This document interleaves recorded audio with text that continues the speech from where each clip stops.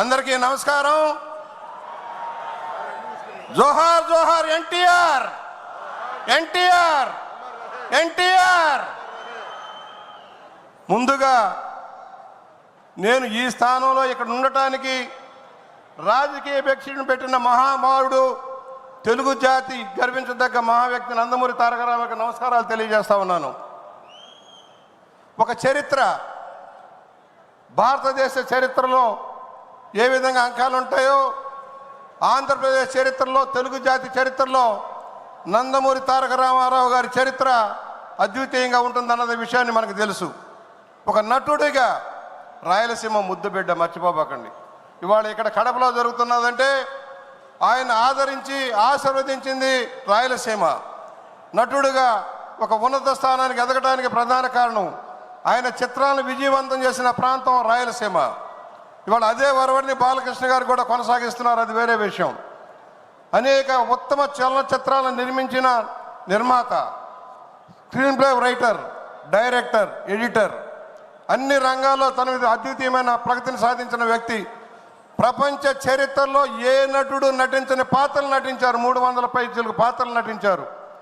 చారిత్రక, జానపద, పౌరాణిక అన్నీ కూడా సూపర్ హిట్ సినిమాలుగా నిలిచిపోయాయి. బహుశా ఏ నటుడు వేయనన్ని పాత్రలు వేశారు. ఆ పాత్రలను అవగాహన చేసుకున్నారు. ఆ అవగాహనలో నుంచే స్పందించి రాజకీయ పార్టీ నేతగా అవతరించారు. ఆయన నిర్మించిన చిత్రాలు సమాజానికి ఉపయోగపడే చిత్రాలు. వరకట్నం కావచ్చు, కోడలు దిద్దిన కాపురం కావచ్చు, పిచ్చి పొల్లయ్య, తోడు దొంగలు, అనేక చలనచిత్రాలు ఆయన నిర్మించి ఉన్నత స్థానానికి వెళ్ళారు. ఆయన రాజకీయ పార్టీ ప్రారంభించే నాటికి అన్ని సూపర్ డూపర్ హిట్సే. 60 సంవత్సరాల వయసులో ఆయన తెలుగుదేశం పార్టీ ప్రారంభించే నాటికి ఏ సినిమా, అడవి రాముడు కావచ్చు, యమదొంగ కావచ్చు, జస్టిస్ చౌదరి కావచ్చు, అన్ని సినిమాలు కూడా బ్రహ్మాండమైన కలెక్షన్లో నిలబడ్డాయి. ఇవాళ కలెక్షన్లో చూసుకుంటే వేల కోట్ల రూపాయలు ఆ సినిమాలు సాధించిన ప్రగతి చూస్తే ఇవాళ ప్రపంచంలో ఏ సినిమాకి రానంత మిగులు ఆ సినిమాలకు వచ్చాయి. నటుడిగా ఉన్నత స్థానంలో ఉండి రాజకీయ పార్టీని ప్రారంభించి ఒక నూతన తరాన్ని సృష్టించారు. ఆయన పార్టీ ప్రారంభించినాడు పెద్ద పెద్ద కంపెనీల వారు, భూస్వాములు ఎవరో రాలే. సామాన్య జనం ఆయన ఆశీర్వదించారు, మర్చిపోకండి.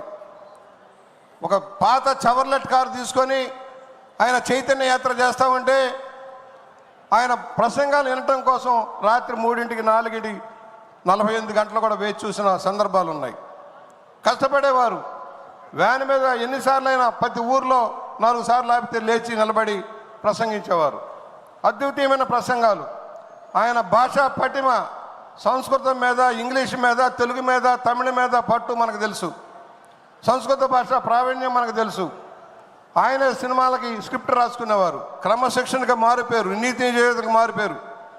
ఇవాళ ఎన్నో ప్రభుత్వాలు ఉండొచ్చు, కానీ ఆయన తీసుకున్న ఆదర్శమైన విధానాలు ప్రజలు మర్చిపోలేరు. రాజకీయ నాయకుడిగా ఎన్నో స్ఫూర్తివంతమైన నిర్ణయాలు చేశారు. ఆ రోజున పార్టీని ఒక క్రమశిక్షణ విధానంలో ట్రైనింగ్ ప్రోగ్రాంలు పెట్టి మమ్మల్ని అందరినీ తయారు చేశారు. మహానాడు ఎలా ఉండాలో నిర్దేశించారు. కార్యక్రమాలు ఎలా నిర్వర్తించాలో, ప్రజల వద్దకు ఎలా వెళ్ళాలో నిర్ణయించారు. ఆ రోజున మహానాడు పెట్టి నిర్దేశిస్తే మన ప్రీతమ ముఖ్యమంత్రి చంద్రబాబు నాయుడు గారు దాన్ని అమలు చేసేవారు. మా అందరిని గైడ్ చేసేవారు.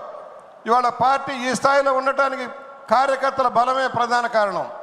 లక్షలాది మంది కార్యకర్తల త్యాగాల ఫలితంగా ఇవాళ తెలుగుదేశం పార్టీ ఉంది. రామారావు గారి ఆదర్శాలు పొనుగుపుచ్చుకొని క్లుప్తంగా 2-3 విషయాలు, అనేక సమూలమైన మార్పులు తెచ్చారు రామారావు గారు. ఇవాళ చరిత్రాంశంగా నిలబడాల్సిన అవసరం ఉంది.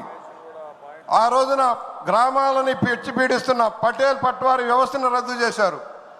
మహిళలకు ఆస్తిలో సమాన హక్కు కల్పించి గౌరవించారు. మహిళా విశ్వవిద్యాలయాన్ని నెలకొల్పారు. డ్వాక్రా మహిళలను ప్రోత్సహించారు. వైద్య విశ్వవిద్యాలయాన్ని ఏర్పాటు చేశారు. తెలుగు విశ్వవిద్యాలయాన్ని ఏర్పాటు చేశారు. తెలుగు భాషా సంస్కృతి వైభవం కోసం పరిపాలనా సంస్కరణలు తెచ్చారు. సింగిల్ విండో సిస్టమ్ తెచ్చారు. 50 రూపాయలకు హార్స్ పవర్ కరెంట్ ఇచ్చారు. తను నమ్మిని తను ఆశీర్వదించిన రాయలసీమ కోసం తెలుగు గంగ ప్రాజెక్టును కానీ హంద్రీనేవా గాలేరు నగర ప్రాజెక్టులకు రూపకల్పన చేసిన వ్యక్తి నందమూరి తారక రామారావు గారు. అలాంటి మహా వ్యక్తి నీడను వచ్చిన ఈ పార్టీ వాళ్ళ ఆంధ్రప్రదేశ్ని తీర్చిదిద్దడం కోసం ముందుకు వెళ్తూ ఉంది. కొన్ని కష్టాలను ఇక్కడ స్పష్టంగా చెబుతున్నాం.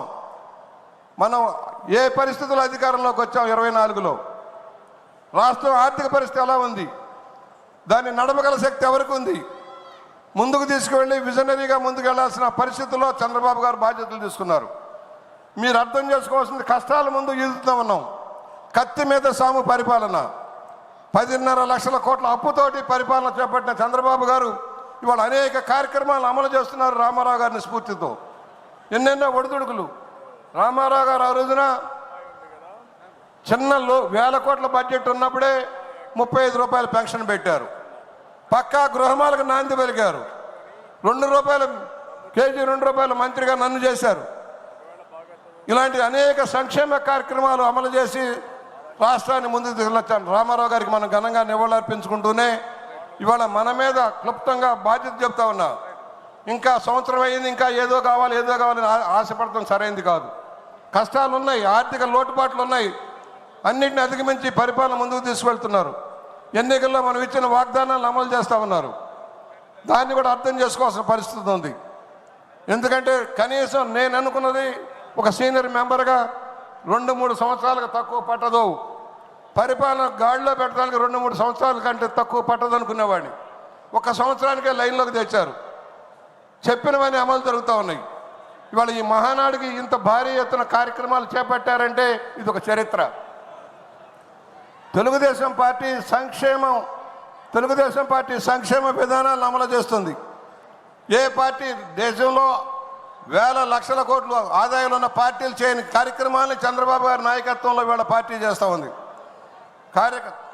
కార్యకర్తల సంక్షేమం కోసం ఎన్టీఆర్ ట్రస్ట్ని నడిపి బ్లడ్ బ్యాంకులు కానీ క్యాన్సర్ హాస్పిటల్ కానీ కార్యకర్తల సంక్షేమం ఇన్సూరెన్స్ పథకాలు అమలు చేస్తున్న విధానం మనం గమనించాలి. నేను చివరిగా ఒకటే చెబుతున్నా, భరోసా ఇస్తున్నాం. తెలుగుదేశం పార్టీ ఇంకా 30 సంవత్సరాలకు తక్కువ లేకుండా పరిపాలన కొనసాగిస్తుంది. కంటిన్యూటీగా చంద్రబాబు గారి నాయకత్వంలో, యువ నాయకుడు లోకేష్ బాబు గారి నాయకత్వంలో పార్టీ కొత్త జవసత్వాలు పుంజుకుంటుంది. మనందరం కూడా చేతినిద్దాం, కష్టాలను అధిగమిద్దాం. ఆలోచించండి, నిర్ణయించండి. అప్పుడే మొదలైంది. నాగుబాములు బయటకు వస్తూ ఉన్నాయి. చచ్చేదాకా కొట్టాల్సిన పరిస్థితి ఉంది. నాగుబాములు మళ్ళీ బయట తిరగకుండా చేయాల్సిన అవసరం ఉంది. జగన్మోహన్ రెడ్డి నాగుబాములు వస్తున్నాయి. సోషల్ మీడియాలో తప్పుడు ప్రచారం జరుగుతుంది. ఖండించండి అని మనవి చేస్తూ ఇవాళ మా అందరికీ ఈ దిశ కల్పించిన నందమూరి తారక రామారావు గారికి ఘనంగా నివాళులర్పించుకుంటూ, అన్న నీ ఆదర్శం, నువ్వు చెప్పిన సూత్రాలు మేము మర్చిపోలేదు, నువ్వు ఇచ్చిన ఆదేశాలు మర్చిపోలేదు. నీతి నిజాయితీగా ప్రజలకు దగ్గరికి పరిపాలనగా ఉండాలి, ప్రజల మధ్య ఉండమన్నారు. మీరు కూడా ఉండాలని కోరుకుంటూ సెలవు. Thank you sir.